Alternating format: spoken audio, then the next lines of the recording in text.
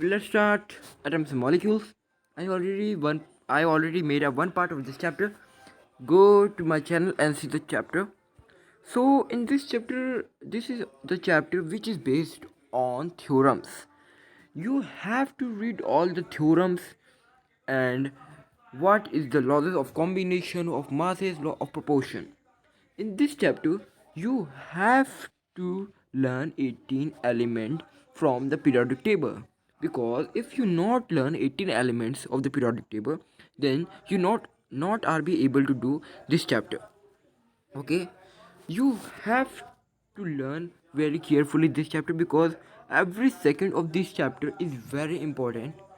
So do not skip. If you want to skip, then you not be able to do this chapter because this chapter is based on laws and the theorems. You have to read all the theorems and learn the 18 elements. Okay, first we tell about John Dalton atomic theory. Okay, in this chapter, in these are the postulate by given by the John Dalton. All matter is made up of very particles, tiny particles called atoms, which particle in chemical reaction. Okay. In first, he's saying that atom is very small, very small, tiny particles, which particle cannot be participate by chemical reaction. Okay, इसमें ये कह रहा है कि जो atom है वो सबसे ज़्यादा टाइनी पार्टिकल्स है, बहुत ज़्यादा टाइनी पार्टिकल्स है कॉल्ड एटम्स, जिसे हम प्रिसिपिटेट नहीं कर सकते. सेकेंड है atoms are individual particle which can not be created और डिस्ट्रॉयड इन केमिकल रिएक्शन. देखिए ये जो थ्योरम है इसमें थोड़ा सा ड्रॉबैक है. इसका ड्रॉबैक ये है कि उन्होंने कहा था कि ये इंडिविजुअल है, इसको डिवाइड नहीं कर सकते, बट ये थ्योरम गलत हो गई थी तो इस पर कुछ ड्रॉबैक आ गया था. ड्रॉबैक ये था कि इसकी जगह आ जाएगा डिविजिबल, क्योंकि किसी ने एटम को तोड़ के दिखाया कि उसके अंदर जो एटम है वो थ्री थिंग्स से बना है. फर्स्ट क्या है? Neutron, proton, electron. ओके, ठीक है. तो इसमें ड्रॉबैक ये है कि वो इंडिविजुअल को हट के डिविजिबल हो जाएगा और हाँ, एटम डिस्ट्रॉय नहीं किए जा सकते और ना ही क्रिएट किए जा सकते हैं. ठीक है, नॉट बी क्रिएटेड और not be destroyed. Atoms give an element and indicate of mass by chemical proportion. Okay, इसमें ये बोल रहा है कि जो एटम है वो फिक्स है, ना तो उनका मास चेंज हो सकता है ना ये चेंज हो सकता है. बट इसमें भी ड्रॉबैक आ गया था. ड्रॉबैक ये था कि इसमें आइसोटॉप्स और आइसोबार्स आ गया था, जो हम इस चैप्टर के लास्ट में पढ़ेंगे. इसमें जो ड्रॉबैक है वो आइसोटॉप्स और आइसोबार्स है. तो हुआ ये था कि उन्होंने कहा था कि किसी भी एटम का एक फिक्स मास होता है और उसके अलावा नहीं होता. बट कुछ इसमें ड्रॉबैक आ गया. तो ड्रॉबैक ये था कि कई एलिमेंट है हमारे पीरियोडिक टेबल में, टोटल 118 एलिमेंट है. 118 एलिमेंट है, ठीक है. उनमें से कई एलिमेंटों के कई एलिमेंट हैं वो सेम हैं, लेकिन उनके मासेस अलग हैं. या तो उनके मास अलग है या उनका नंबर अलग है, क्योंकि कई होता है ना पीरियोडिक टेबल में. आप जब देखेंगे, जैसे कि मैं एक एग्जांपल ले लेता हूँ हमारा. Okay, but there is some just like C, like R, calcium. There is some type of element which exists in two forms. Okay, like hydrogen. Hydrogen can exist in three form. Okay, next, atoms of different element have different masses and chemical properties. जो atom है वो different element है, उनकी difference masses, chemical properties है. ये बिल्कुल सही है. लेकिन मैं आपको कुछ बता दूं कि पीरियोडिक टेबल में आखिर सादी रो क्यों होती है, मतलब कि एक रो.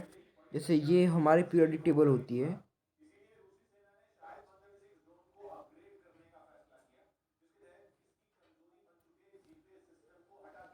ये हमारे कुछ हद तक पीरियोडिक टेबल होती है. ठीक है, तो इस तरफ 6 रहते हैं. ठीक है, इस तरफ थोड़ा देख लीजिएगा, और इस तरफ 2 रहते हैं. लेकिन क्या आपने कभी नोटिस किया है जब हम इनकी लाइनें खींचते हैं तो यहाँ पे सिर्फ 1 2 3 4 5 7, आखिर 7 ही रो क्यों होती हैं? ठीक है, तो अभी तक जितने 118 एलिमेंट फाइंड किए गए हैं, तो 118 एलिमेंट में ये देखा गया है कि कोई भी एटम है उसमें 7 से ज़्यादा, जो 7 जो हम इनको बोलते हैं, जो सर्कल है, जो ऑर्बिट है जिसमें इलेक्ट्रॉन एग्जिस्ट करते हैं, वो 7 से ज़्यादा, मैक्सिमम 7 से ज़्यादा साइंटिस्ट फाइंड नहीं कर पाए हैं। अगर 7 से ज़्यादा फाइंड होगा तो पीरियोडिक टेबल पूरी चेंज हो जाएगी, जैसे मैं आपको दिखा रहा हूँ। जो मैक्सिमम रिंग्स हैं वो 7 होती हैं, 1 2 3 4 5, ये आपका 6, ये आपका 7, बीच में यहाँ पे हमारा क्या है, ये न्यूक्लियस। देखिए याद रहे, अगर कहीं भी बोल दे, क्योंकि कई बार सोचते हैं बच्चे कि शायद से ये सेल का न्यूक्लियस, देखिए सेल का न्यूक्लियस नहीं है। न्यूक्लियस भी एक एटम का न्यूक्लियस होता है और एक सेल का न्यूक्लियस होता है। यहाँ पे हम लोग एटम के न्यूक्लियस की बात कर रहे हैं। पीरियोडिक टेबल में इसलिए मैक्सिमम 7 होते हैं, 7 रो होते हैं, क्योंकि उसमें मैक्सिमम जो एटम अभी तक खोजे गए हैं उसमें सिर्फ और सिर्फ 7 ऑर्बिट हैं, 7 ऑर्बिट से ज़्यादा नहीं है। और जो इसमें है कि जो सबसे पहले है, जैसे हमें पता है कि इसका जो फॉर्मूला होता है निकालने का, वो होता है 2n²। इस फॉर्मूले का आप नोट कर लीजिए, ये इंपॉर्टेंट है।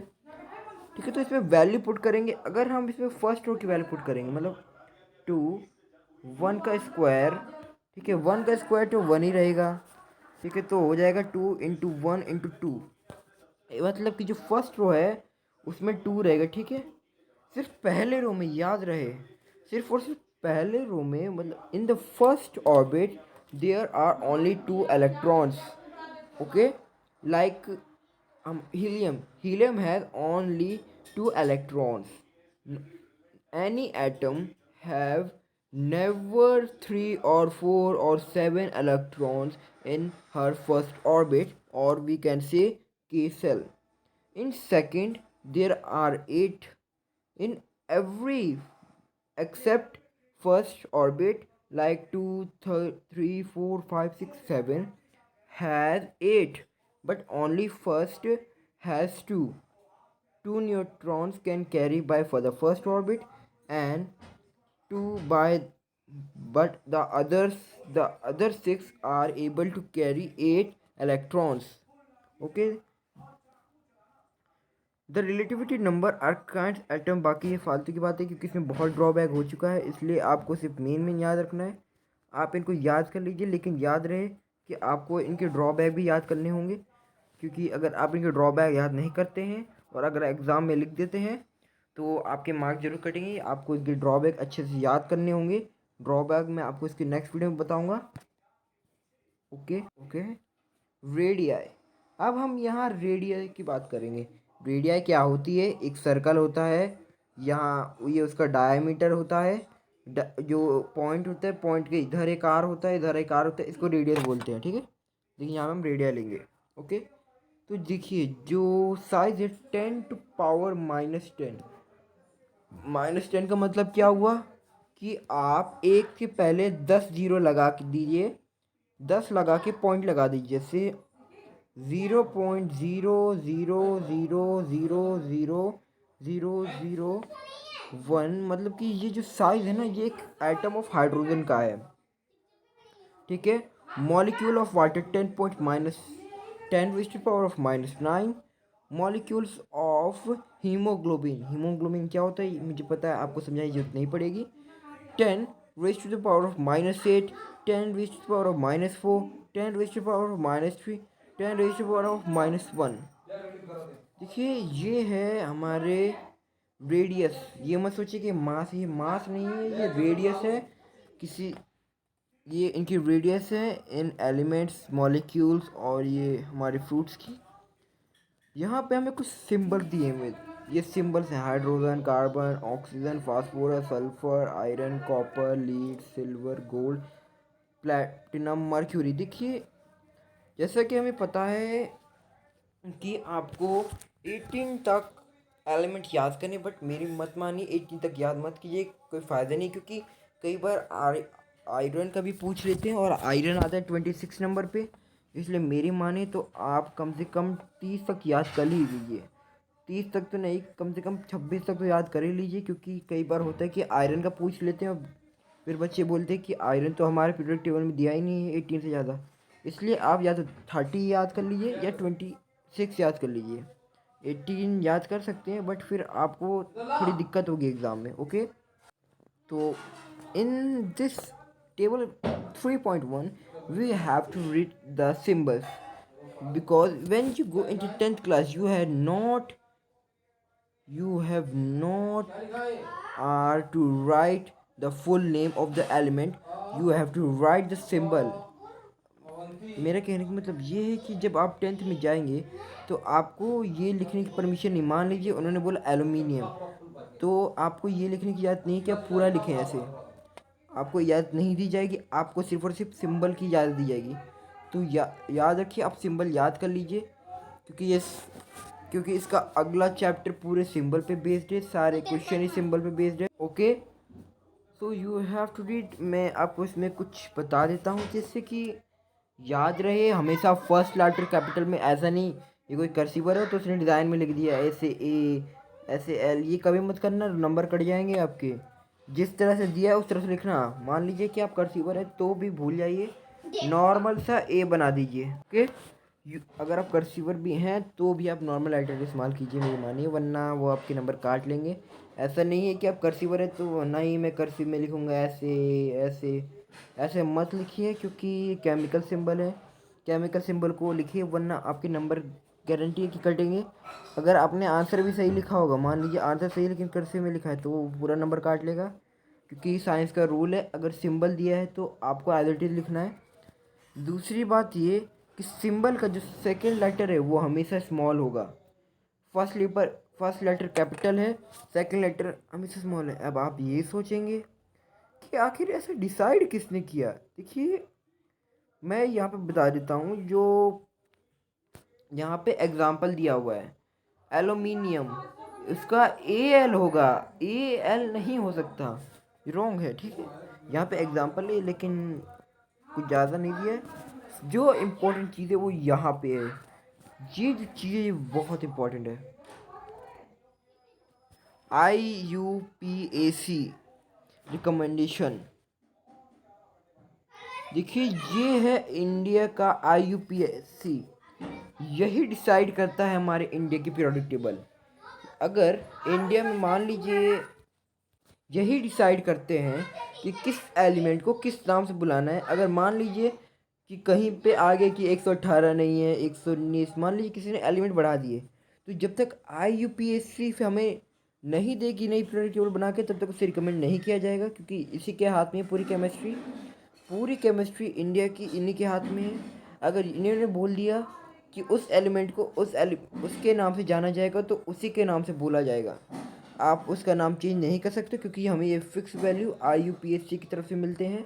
इन्होंने ये रिकमेंडेड किया है कि आप AUM को ना लिख के सिंपल यू भी लिख सकते हैं, यूनिफाइड मास। ठीक है, इसको हम एलिमेंट का मास कहते हैं। देखिए, ये आप लिख सकते हैं, आप चाहें तो ये भी लिख सकते हैं, ये भी लिख सकते हैं, दोनों ही ठीक है। लेकिन मैं एक और बात बता दूँ, एलिमेंट हमारी जो पीरियोडिक टेबल है वो IUPAC ने हमें फिक्स करके दिए हैं। ठीक है, जब तक IUPAC चेंज नहीं करती अपनी पीरियोडिक टेबल को, तब तक कहीं पे भी चेंज नहीं होगी। CBSE NCERT चाहे कोई सा बोर्ड हो, वो जब तक चेंज नहीं करेगा जब तक ये ऑर्डर नहीं करती, क्योंकि पूरी केमिस्ट्री इनके हाथ में है। Okay okay, hydrogen, carbon, nitrogen, oxygen, sodium, magnesium, sulphur, chlorine. ठीक है, एटॉमिक नंबर, देखिए ये एटॉमिक नंबर इनके रियल एटॉमिक नंबर बिल्कुल नहीं है। ठीक है, आप ये मत सोचिए कि यही एटॉमिक नंबर है। देखिए, ये जो एटॉमिक नंबर है ये एस्टिमेटेड नंबर है। ये एटॉमिक नंबर एक अप्रॉक्सीमेटली एटॉमिक नंबर है। देखिए, किसी का भी एटॉमिक नंबर करेक्ट नहीं है। अब अगर आप इसका ही देख ले, सोडियम का एग्जांपल देखिए सोडियम का 23 नहीं है, सोडियम का 22.09 करके कुछ है। हम उसे अप्रॉक्सीमेटली 23 ले लेते हैं, ऐसे ही हमारे क्लोरीन के साथ होता है। क्लोरीन का जो होता है वो 35.44 करके कुछ होता है, उसे अप्रॉक्सीमेटली 35.5 ले लेते हैं। कैल्शियम का 39 पॉइंट कुछ होता है अप्रॉक्सीमेटली। जो ये आपको मास दिख रहे हैं ये मास तो सही है, बट ये रियल नहीं, क्योंकि रियल मास है वो सब पॉइंट में है, ये सब अप्रॉक्सीमेटली लिए हुए मास है। क्योंकि अगर हम लोग वैसे ले लें, जैसे सोडियम को ले लें 22.09 करके कुछ है, उसको ले लें, तो क्या कैलकुलेशन में बहुत प्रॉब्लम आएगी, इसलिए अप्रॉक्सीमेटली ले लेते हैं। ये याद रखिएगा, अप्रॉक्सीमेटली ले लेते हैं। पूछेंगे molecule, what is a molecule. देखिए मॉलिक्यूल कुछ नहीं है, it is the smallest part of compound. जो कंपाउंड होता है उसका स्मॉलेस्ट पार्ट मॉलिक्यूल होता है। मैं यहाँ पे बता देता हूँ, जो इस मॉलिक्यूल है वो कंपाउंड का सबसे स्मॉलेस्ट पार्ट है, और जो एटम है वो एलिमेंट का सबसे स्मॉलेस्ट पार्ट है। जो एलिमेंट है हमारा एलिमेंट, उसमें एटम सबसे स्मॉलेस्ट पार्ट है, और जो कंपाउंड है उसमें मॉलिक्यूल सबसे स्मॉलेस्ट पार्ट है। ठीक है, इस बात को याद रखिए कि एलिमेंट में एटम सबसे छोटा पार्ट है और कंपाउंड में मॉलिक्यूल सबसे छोटा पार्ट है। ओके, तो देखिए ये है एटॉमिसिटी ऑफ सम एलिमेंट। यहाँ पे एटॉमिसिटी दी हुई है मोनो एटॉमिक, इनको मोनो एटॉमिक बोला गया है। और मोनो एटॉमिक का मतलब ये वन होते हैं, मतलब जिनकी वैलेंसी हमारी वन होती है या जिनकी एटॉमिसिटी वन होती है उनको हम मोनो एटॉमिक बोलते हैं। जैसे ऑक्सीजन, ऑक्सीजन क्या है, ऑक्सीजन हमारा कुछ नहीं है, O2 है।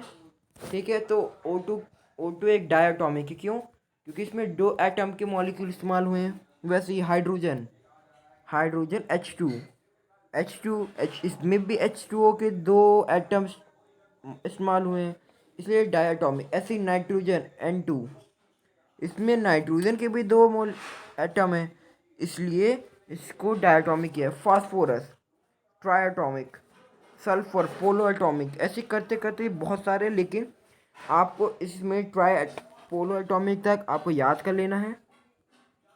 अब यहाँ से आ जाता है आपको रेशियो ऑफ मासेस। ये ज़्यादातर पूछा तो नहीं जाता एग्जाम में, लेकिन आप इसे फिर भी देख लीजिए। Element and ratio. देखिए जो रेशियो, जैसे यहाँ पे ये मास दिया है, सबसे पहले मास है, ये यू में है इनका मास। फिर आपको इनकी एटॉमिसिटी निकालनी है। एटॉमिसिटी कैसे निकालेंगे? सबसे पहले मास देखेंगे, फिर एटॉमिक मास देखेंगे, उसके बाद उनको सिंप्लीफाई कर देंगे। तो जो सिंप्लीफाई करने के बाद आएगा वो 2:1 आएगा। ओके, तो इसका नेक्स्ट पार्ट हम लोग नेक्स्ट वीडियो में करेंगे। Thank you for watching this video.